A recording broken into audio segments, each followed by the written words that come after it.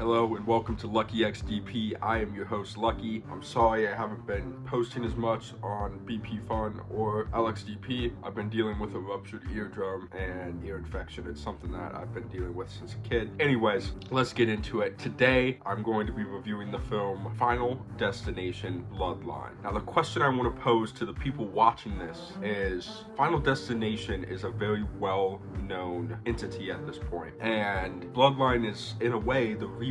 So, does it bring some fresh fear to the series? Or does death flatline right as it gets going? Let's get into the review. So, Final Destination Bloodline, as the title mentions, has all the horror and deaths and dramatic kills that Final Destination has been known for several years now. But there is a twist in this film that I want to discuss, and that is the fact that death is now coming after a family and all generations of this family, basically trying to take out the full family tree due to the near-miss incident that happens at the beginning of this movie. I'm not going to spoil it for you. You should all go see this film, but it does beg a question, right? And it does kind of do this ballet of horror where this family, what if death doesn't just come when it's your time, right? And Final Destination has always done a good job of asking the question of what happens when you cheat death. And with this film, it is what happens when you cheat death, and instead of death just coming for you, it comes for everybody that should not have existed after you.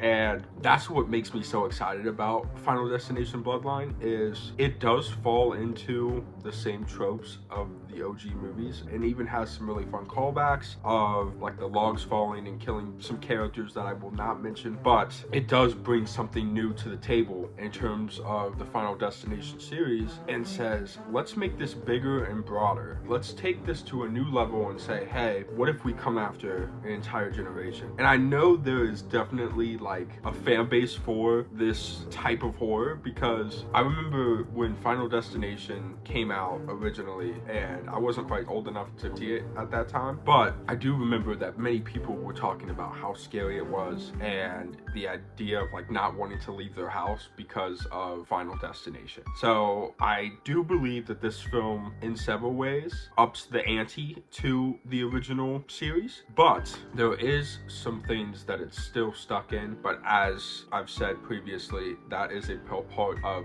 Final Destination, that there's some things you just can't escape when making a Final Destination movie, and this movie is no different. So I'm going to go ahead and give my rating. I give this a 4 out of 5 knives for Final Destination Bloodline. It is not something that particularly scares me in any sense, but there is a market for it, and I do have a lot of fun as a horror fan seeing all the gory kills, and there are scenes that do make you cringe a little bit and say, ooh, like that's a unique way of unaliving someone, or that is a unique way of portraying death. There's lots of fun tidbits in this film. I'm excited for you guys to go check it out and sound off in the comments about what you thought about Final Destination. And if you like more horror content just like this, remember to click that bell to be notified when we post, and give us a subscribe if you're interested in talking about horror in general. I'm excited for what this franchise can do. I think it's begging for a sequel, and we'll see what happens with this Final Destination franchise. It's